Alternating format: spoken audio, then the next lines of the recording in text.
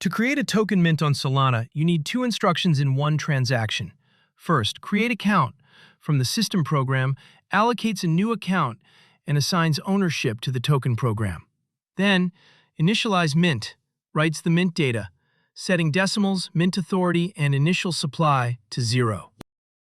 Let's create an SPL Token Mint on Solana using TypeScript. We start by importing from Solana Kit and the system and token programs. From @solana-kit, we import the RPC factory, key pair generation, transaction helpers, and the pipe function for composing transactions. From @Solana program system, we get the createAccount instruction.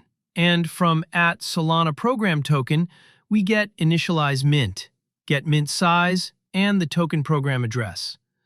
We create an RPC connection to a local validator and generate a key pair for the fee pair. We airdrop one SOL to fund the fee pair. Next, we generate a new key pair that will be the address of our mint account.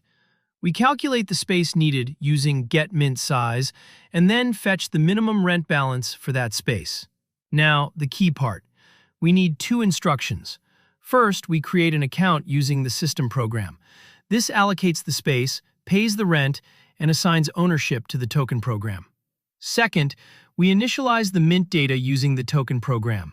We pass the mint address, set 9 decimals, and set the fee payer as the mint authority. We build the transaction using pipe. This creates a version 0 message, sets the fee payer, adds the block hash for lifetime, and appends both instructions.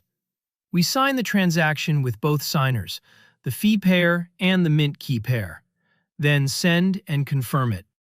When we run this code, we see the new mint address and the transaction signature logged to the console.